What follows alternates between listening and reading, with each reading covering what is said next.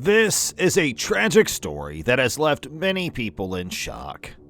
An employee in a zoo who had been dealing with depression was mauled by white tigers after jumping over the fence.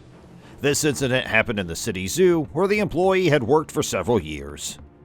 It is said that the employee had been going through a tough time and he confided in his colleagues about his mental state.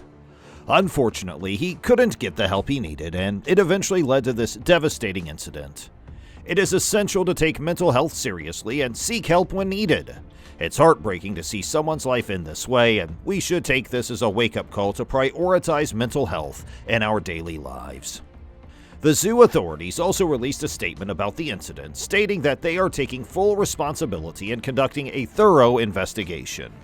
They have also assured visitors that the zoo's safety is their top priority, and they are doing everything possible to prevent such incidents from happening in the future. The tiger is the largest living cat species and a member of the genus Panthera. It is the most recognizable for its dark vertical stripes on orange fur with a white underside. An apex predator, it primarily preys on ungulates such as deer and wild boar.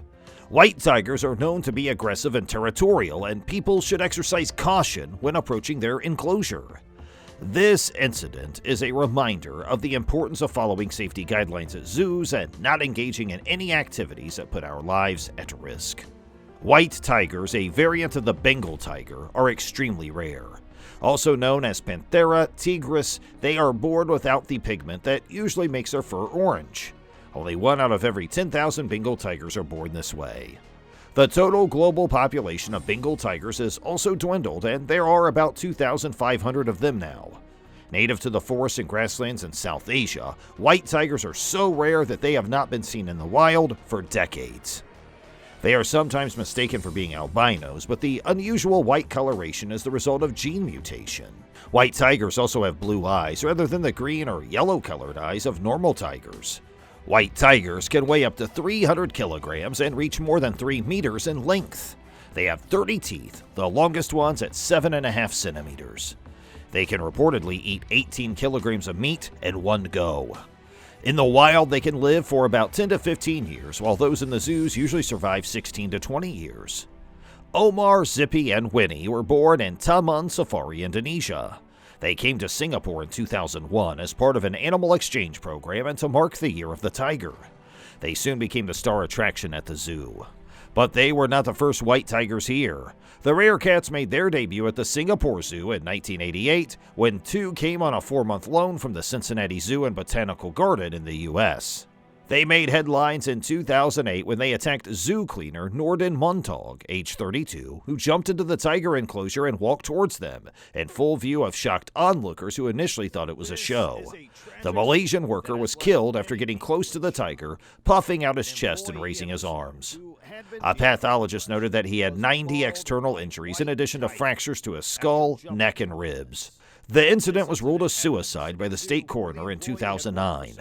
Evidence showed the cleaner did not accidentally fall into the tiger's enclosure, but deliberately jumped into the trench, waded through the water before advancing on the tiger with 2 arms outstretched, pressing on his chest, the coroner said. Witnesses who watched the grisly attack also testified that they were certain he had not tried to defend or save himself when the tigers attacked him. A zookeeper who testified in court was of the opinion that the tigers thought Mr. Nordin was some sort of toy, as keepers often let the animals play with brightly colored toys and objects. Following the tragedy, the zoo introduced more safety measures, such as installing emergency alarms and stepping up patrols by zookeepers and staff. The 32-year-old cleaner had deliberately jumped into the moat that separated the tigers from visitors, waded towards the creatures, and was subsequently mauled to death, all in full view of shocked onlookers who at first thought it was all a show. It became a talking point for weeks. The new paper got right up on the horrific incident and stayed ahead of the competition, to the extent of winning a Society of Publishers and Asia Award for excellence in the reporting breaking news category in 2009. The reports were picked up around the world, making international headlines. TNP also flew to the victim's hometown of Kuching, Sarawak to interview his family and show how they were coming to terms with their loss. When Mr. Nordin got close, he provoked them using a pail and a broom. Omar then swiped him with his right paw, and the impact sent Mr. Nordin sprawling. The tigers pawed at and bit him as he crouched in a fetal position. Realizing he was at the mercy of the massive predators, he was heard repeating in Malay, "If you want to kill me, go ahead. Forgive me. God is almighty." Shocked visitors and desperate zookeepers alike hurled various items, including umbrellas and stones, in vain attempts to distract the tigers. Zoo staff broke open the emergency box and eventually managed to get Jippy and Winnie back into the dens. Through a fence, a zookeeper poked Omar's head with a metal pole to get him to retreat as well. Once the tigers were secured, medical personnel attended to the unconscious Mr. Norden. But it was too late. Mr. Norden had 90 external injuries from top to toe, in addition to fractures of the skull, neck, and ribs. A verdict of suicide was recorded by State Coroner Victor Yeo in 2009. Sun City Maintenance, the cleaning company that hired him, covered $3,000 in funeral and transportation costs. 5 days after the tragedy, the zoo was back in business with a white tiger exhibit and the introduction of more security enhancements. Why Mr. Norden indulged in death so openly and sensationally remains a mystery. He started working at the chimpanzee enclosure in June 2008. By all accounts, he was a good worker with no mental health problems, but was often homesick. According to colleagues, he also had problems with money matters and pay cuts. Minutes before the tragedy, Mr. Norden reportedly exhibited strange behavior. He told zoo colleagues that they would never see him again because he wasn't going to be here anymore.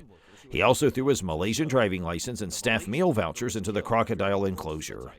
The bizarre circumstances surrounding his death plunged his parents and 5 siblings into grief and disbelief. His family traveled to Kuching, Sarawak for the funeral at the Kampung Sambir Muslim Cemetery on November 15, 2008. His sisters asked to view the footage of Mr. Norden's last moments. Even though it was a painful process that had them cringing and crying, it may have been the right decision. Ms. Tay, who went on to do her PhD, told TNP in an interview, watching their brother cry out Allah's name gave them a sense of comfort that even in that moment, he was still with God. It helped to give them some sort of closure. But Mr. Norden's parents were spared the truth as it would have worsened their frail health. Over the years, Ms. Tay has maintained ties with his 3 sisters. In 2011, elder sister Nora Montong, age 39, said she had not celebrated her birthday since her brother died. Younger sibling Aida, age 33, explained, "Nora and my late brother shared the same birthday, April 8th. She does not want to do anything on her birthday because she would think of him and it would make her sad." All 3 of Mr. Norden's sisters just want to forget the past. The incident has sparked a debate on whether zoos should exist given the risks associated with keeping wild animals in captivity. On one hand, zoos play a crucial role in conservation efforts and educating the public on wildlife.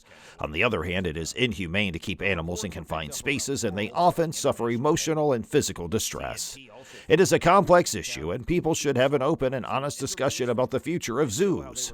However, this incident should not be used to vilify zoos or wild animals.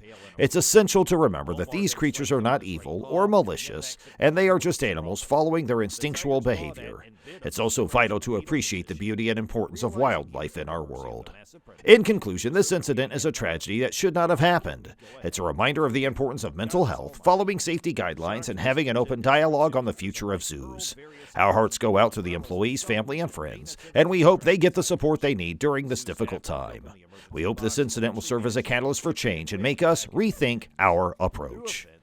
If you enjoyed this video, please give it a thumbs up and subscribe to our channel for more captivating stories. Don't forget to hit the notification bell so you never miss an upload. Thank you again for tuning in, and we'll see you in the next video.